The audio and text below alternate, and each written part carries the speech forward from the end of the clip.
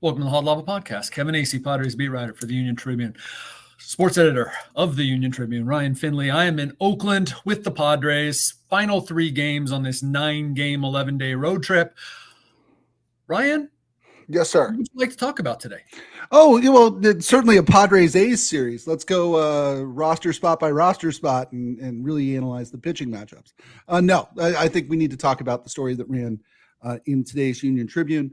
Went online on uniontrib.com this morning, and it's about essentially the culture and level of investment and involvement and where trying to diagnose the team's problems, how much all of that played into this. And Kevin, I think before we start talking, we should give a very big disclaimer here that this story was the subject of more than 30 interviews with nearly a dozen people with regards to the Padres clubhouse chemistry and culture. We should say that every word on a story like this, Kevin, is selected carefully, and the editing process is fairly exhaustive. That this is not just any other story. This is not a rumor. This is a based in fact story on the Padres clubhouse culture. And Kevin, tell me, what did you learn? Well, yeah, and that's, thanks for saying that. I think that is important, especially in this day of where there is suspicion, and sometimes rightly so, of clickbait, especially in this day where basically anyone can put something out and at least have a few people read it, right? Mm-hmm. On social media or wherever else, the dark web. But that's not our job. From the start, I know that everything I write, and something like this, it definitely is front of mind, that I have to go back in that clubhouse. This is how I make my living. I get to always answer for what I write. And so that must speak to how strongly I felt about this story and felt that it was important to tell the story of the Padres and deal with the backlash. And first off, too, like, as much as you're a journalist and you want to do these stories, I'm not that kind of guy that I like to do them, because if I did, I would have written it a long time ago. All right. So as for what it says about the Padres, there is, and I think we talked about it here, I know you and I have talked about it, there is no the problem. There's a bunch of a problems. And an issue with the Padres is a inability to win close games, to come back, to perform late in games when it's on the line, to put together more than a 3-game win streak, consistency. And I think anyone in any place, any job, any walk of life will tell you, if they have experience and any measure of success, that it's the little things that lead to the big things. And there are a lot of people within the organization that believe the little things aren't done correctly, and that they are not exhibited by the folks they should be exhibited by. This was a story that featured Manny Machado prominently. It was not a story about like Manny Machado being the problem. But Manny Machado is the dominant presence in the clubhouse, is arguably the best player, has carried the Padres to 2 playoff appearances in the last 3 years, 4 years, 4 seasons, and makes $350 million over the next 10 years. Thus, the responsibility on Manny Machado is great. And the inability, perceived, and it seems to me be real, by others in the clubhouse, that Manny Machado cannot be held accountable, seems to be a thing. Mm-hmm. To me, another thing that seems pretty clear is that Manny is a leader in the way that a guy who performs really well, gets himself ready to play, is a leader, as in, and there are players who are like Manny is a leader in that way, that you follow Manny's example. Okay, well, that's not the only definition of leadership. and there's a lot that goes into that. So I hope some things came across in that story, and I'll let you kind of lead it from there, Ryan. Sure. And one of the things Manny said, two, I think, particularly interesting things. And again, you talked to him for 30 minutes Wednesday about some of these these topics that have been brought up by some of his teammates and others in the organization. He pushed back on a couple of them. One of which I thought was his definition of leadership. And I found that to be really telling. He says essentially that leadership is going to the post every day, right? That leadership is showing up, playing through injuries, playing hurt, showing up, being there every day for your teammates. I think that it's coincidental that also happens to be the thing that everybody agrees Manny Machado does better than anybody in baseball, practically, is show up every day, right? He's I'm curious, is that a common belief throughout baseball, that leadership is being in the lineup every day? Or is that something unique to Manny Machado? It's in between. It's not unique to Manny Machado. There are plenty of people that believe that. And look, the Padres had a manager until the end of the 2019 season that I would have followed through a brick wall. One of the best men I've ever known. Mm-hmm. He did not lead this team in a way that was effective. Now, Andy Green was never going to survive. The rebuild. Okay. Casey Stengel wasn't going to survive the rebuild. Okay. But if you're not a leader that your followers need you to be, then you're not the leader for that team. Many people in baseball do subscribe. I mean, many, to a tone being set by a person or a group of people, to chemistry. I personally, I guess I don't happen to be one of those, but I was a tennis player, right? It truly was me against everyone else, right? Mm-hmm.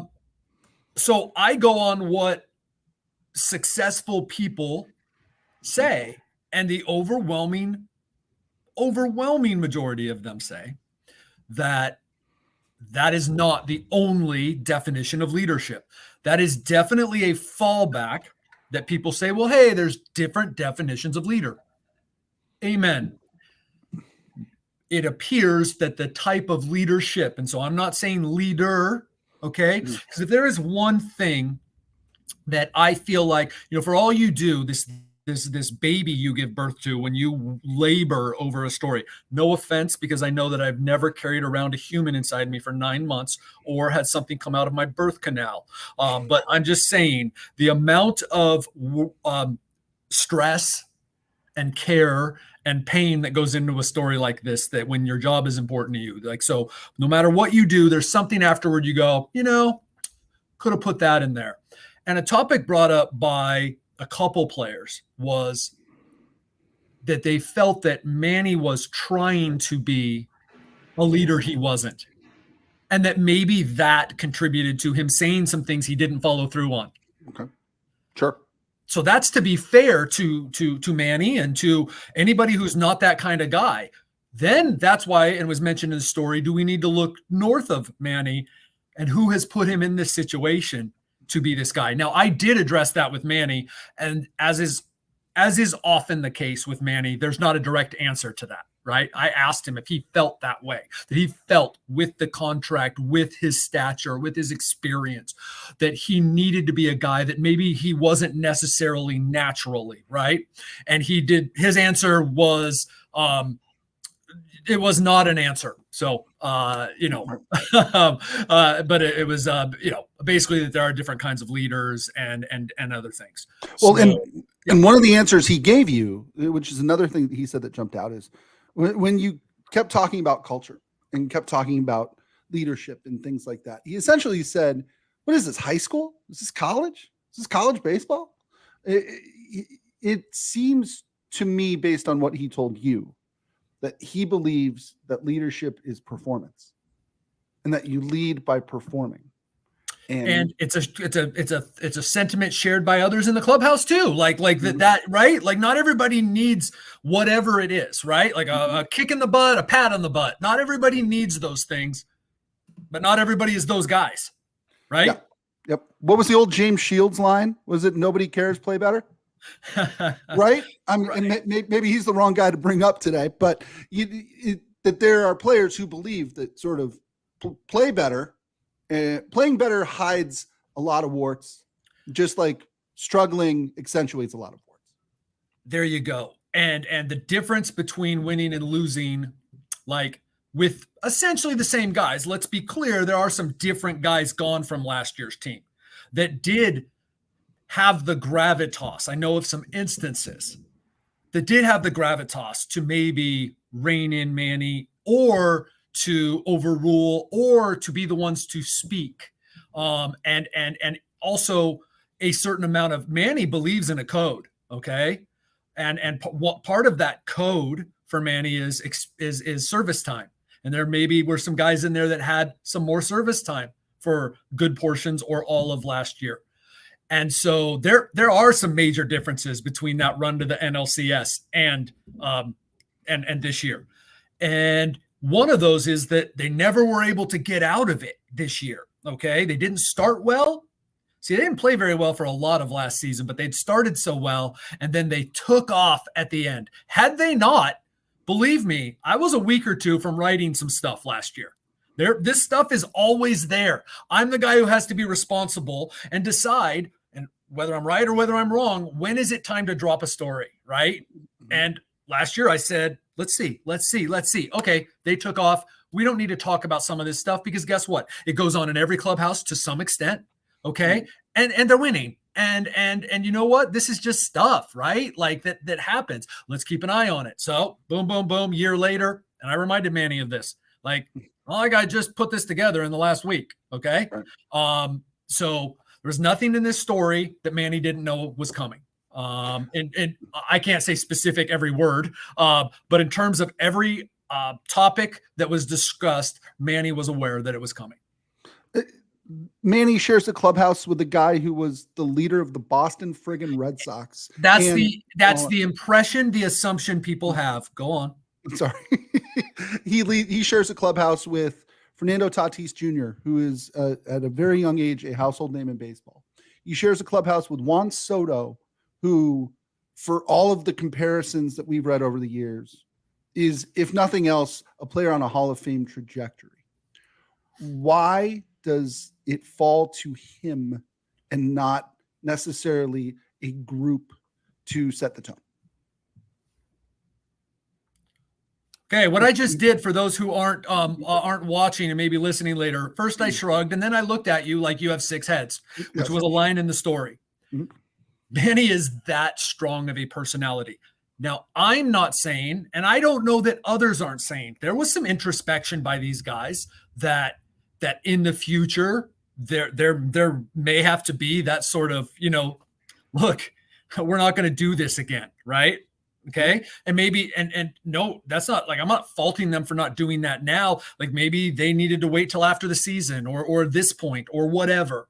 But he is a dominant personality and it has been established that it is his team. And that is the answer that you get.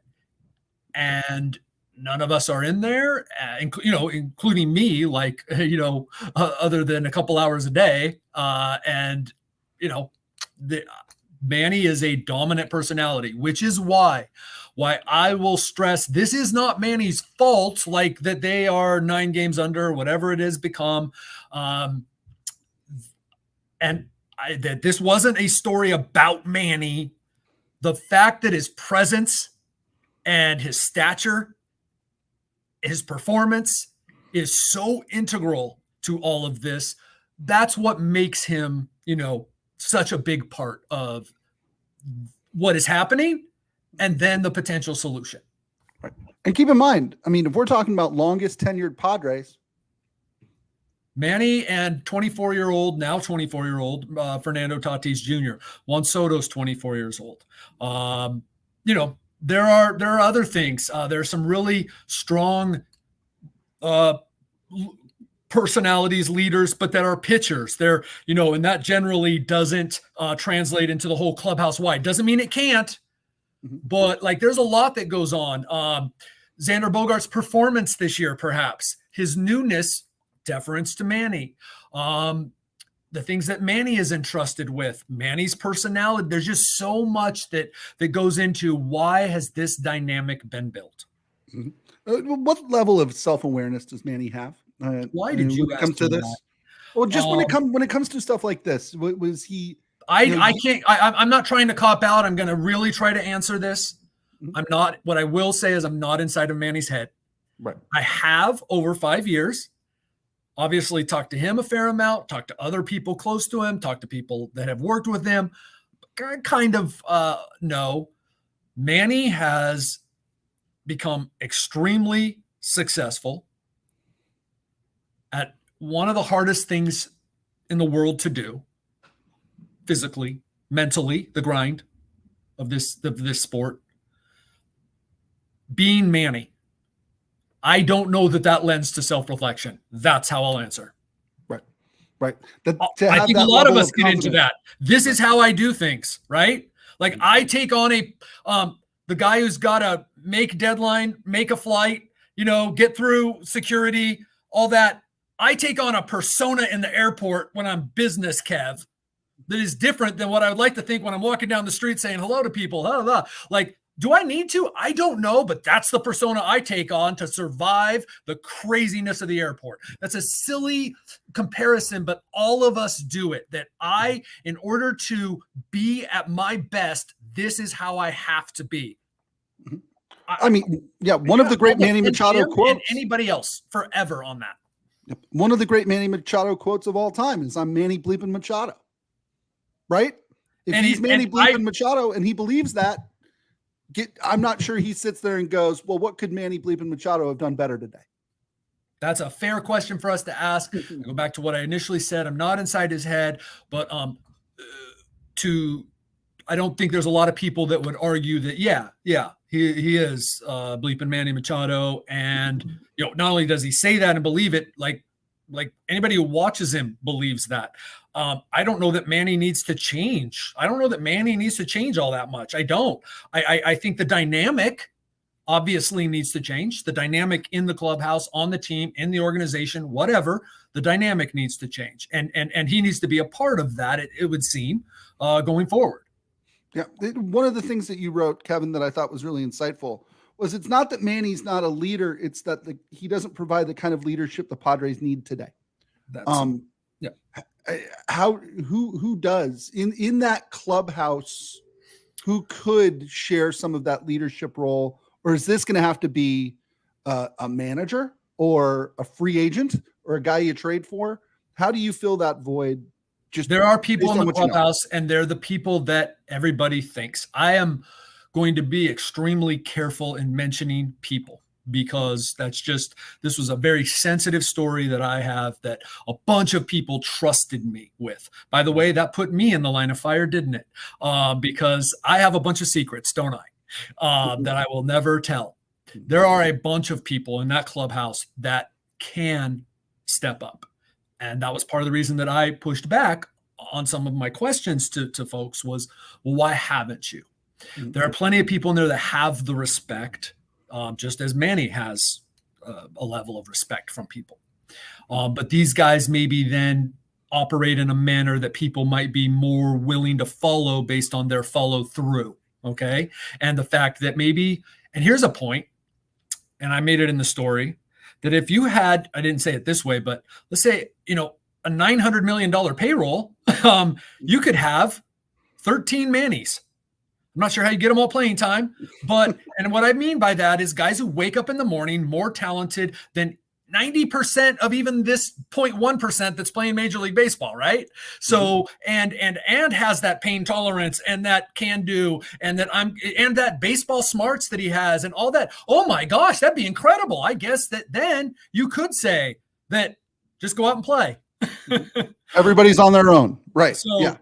And I absolutely get that, by the way. I'm kind of like that. Like, I don't know exactly what all of this has to do with when you are facing the pitcher, right? Like, but I can tell you that it is held widely by far more people than it is not held, that chemistry and culture is important. There is no Padres way. There is not a culture that feels like, hey, we are all rowing the same way.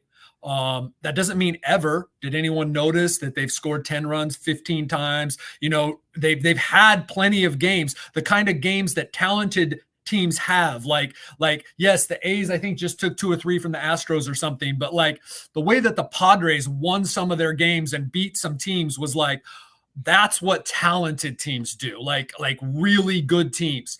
And so like they can do it. Doing it all the time, I don't see how you argue that culture isn't important, because they didn't do it all the time. The evidence is right in front of us, just like it's in front of us with the Dodgers. Okay. And for many years was in front of us for the Cardinals. There's a certain expectation for the Yankees. I mean, the Yankees are what, like they're over 500 if I'm not mistaken, right? But like, what a failure! Like they're just. I wrote about it earlier in the year. Let's talk about the sense of urgency that comes from the top. I don't think it's like a secret. Like this wasn't a part of this story, but like Manny doesn't have that because you know why? Manny's going to go out and play the same every day and knows there's 162 and all that. Well, then does someone else need to set the tone of, hey, this game on April 12th is freaking important? Like, right. Does that? So there's some things that need to be addressed. And it's like, we could talk for an hour and I still don't think it's like, there's some hard stuff that needs to be done in there. But like, I think it's a talented team. And I think there's some really, really solid guys in there, including Manny Machado, in terms of how to build a baseball team, that I don't think it's like this is like broken and that like they can't be a championship contender in 2024, but there are obviously some things that need to be addressed. And I think that that's important. That the reason that some of these guys talked was they want things to get fixed. Right. In other organizations, Kevin, would setting the tone and setting the culture fall to a manager or general manager? This is such a changing thing, right? Like in some, yes, but I think the general practice is that the clubhouse takes care of itself. But like, yeah, I mean, that is clearly can fall to the manager, right? Well, I am in charge of this group. Now, this is becoming increasingly difficult in a time of, like you make exponentially more money than I do. So, cause you're my boss. Right. And so like, Ryan, but that is not true, by the way. I'm interrupting to say no. Here's the deal. As highly paid as Bob Melvin is, Manny Machado makes a heck of a lot more money than he does. And I'm sorry, like, I don't like to make it about money, but as I explained to Manny once when he's like, oh, so this is about the money, it's not. Until you're the guy averaging $35 million a year with a 700 OPS, then it is. Right. Okay. Right. It's not about the money until you're the guy who, makes the most. And, well, they got a lot of guys in there that aren't going anywhere. Now they could get rid of their no trade. Like the players could say, that's all right. But like, there's no trade clauses. There's guys under team control that are really good, that make a lot of money. Who's the expendable one here? Yeah. So there's just a lot that goes into this. And I think that is, look, the more that you're paying more people, the more, for lack of a better phrase, like, the more the inmates are going to, run the asylum. Right. You have a better analogy, because I do not in any means, in any way want to have this come off wrong, but like it's, there's a lot of highly paid people in there. How about this? Modern baseball and modern sports is increasingly a player-driven thing. More so than manager-driven or coach-driven. They have always or long said that about the NBA, right? Mm-hmm. Yep. I believe baseball and football are more going to that. Now, there are more players. There's a different culture in both of those, and there's all that. But like, Yes, you are correct. That said, you do have to ask those questions. Without a doubt, you have to ask those questions. I am asking those questions, have asked them, don't have an answer, don't know that anybody does. But the heart of the questions are, what could any manager do with this mix? I'm not saying they can't. I don't know, since I also know that like Bob Melvin pulled an awful lot of levers correctly last year. Mm-hmm. And these guys, not just like the lip service, but like really seemed to buy in what Bob Melvin said last year. Mm-hmm. Right. Well, and that's one of the points that Manny Machado made to you too, which was valid. There wasn't a whole lot of talk about the culture last year when people were spraying champagne on each other after beating the Dodgers, right? That though, and you learned throughout the course of the year that there was drama, like there's drama in many clubhouses, that their performance was able to maybe not whitewash, because I don't mean whitewash, but their performance masked what was some issues. And I think this year their lack of performance has completely accentuated these issues that have been there. Here's what I've thought of it. If you are in a really stressful situation, right? Like let's call it a marriage, a family situation, correct? Mm-hmm. Those are stressful, right? They can be, right? You got bills to pay, you got kids that are acting up, whatever it is. Mm-hmm. And you are, during your regular course of the year, everybody's working, everybody's busy. I equate that to losing, right? You're behind on the bills, you're going paycheck to paycheck, you're okay, and you love these people. You want to succeed with these people. You're in it, man. But damn, this is stressful. Maybe tempers are short. Life. If you've lived life, you know what I'm saying. Then you're on a vacation in Hawaii. Mm-hmm. Same people. You've been there for 4 or 5 days. You got 4 or 5 days still to go. You're drinking some Mai Tais. Everybody's having a good time. Someone else paid for the vacation or something. Mm-hmm. That's winning. Right. Same people, same problems. Yep. Different situation. That's a great point. That's a great analogy. Kevin, I think that when a story like this comes out, sort of the response can be one of two things. You have not been down to the clubhouse yet. What, if anything, do you anticipate today? I don't know. I really don't. Like I said, I think I said this. I had to have been very confident in this story, and that it was important, and that I had it locked down, and that I understood in order to write it, because it did not make my life easier. There were already threats from certain people yesterday. There probably will be more, or there will be repercussions. Right. It is, like is the easy thing that people say to the media. You don't write something because, you want your access. Well, that's rarely true. And I think that this would be the opposite of that. What has happened here. So I say that not to say anything other than I did my job. I know I did it well. I know that I was fair. It wasn't pretty probably. But you know what? These guys will handle it how they handle it, and I'll handle it how I handle it, and we'll have fun. Yeah, you guys are pros. Well, and that's the thing too. What a lot of these players, and I don't think that we can emphasize this enough, but the people who you talk to, a lot of them said, we don't bring this up to embarrass the guy. It's because they think it can be a jumping off point to improvement, or to a new way of doing things here. This is more to bring the team together as opposed to tear it apart. Bringing things to light, it ain't pretty sometimes, right? Mm-hmm. But, then things work out, or they are worked through. And it's important to a lot of people in there. And because it is, they'll be mad at me, because that's like a natural thing, right? And I get a lot of it. I mean, I understand. I do. So all I can do, though, is was this now my 6th season back doing baseball, 6th season covering this team, 5th season covering Manny. I've demonstrated clearly, people don't just tell a guy the things they told me. I've demonstrated to people that I'm fair and honest, and that's all I can go with. So whatever happens today or going forward, it is what it is. It's become my favorite saying because it's impossible to argue with. That's true. Part of the job. It is part of the job.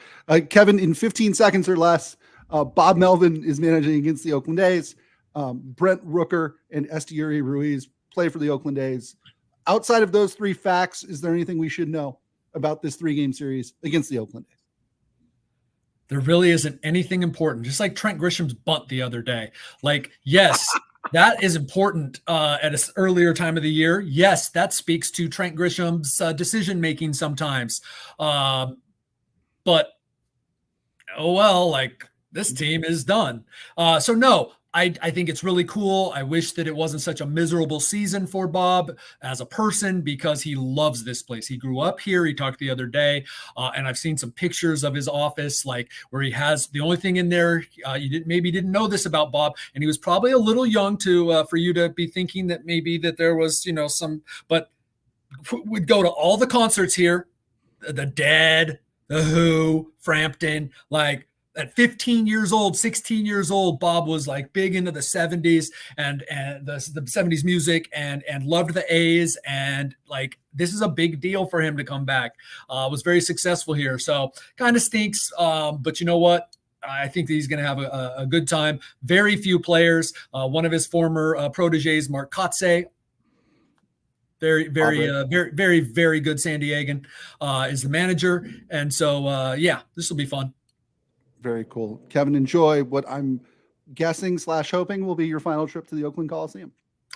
Yeah, you're speaking for me. I don't know if we talked about this. Yeah, it reminds me of Jack Murphy, man. I like going to this place. It's I don't know how I'm getting there, how I get back. It's terrible to get back, but and it's a dump, and you got to watch out for the rats. But I love it. Awesome. That'll do it for this episode of the Hot Lava Podcast. For Kevin Acee, I'm Ryan Finley. We'll talk next week.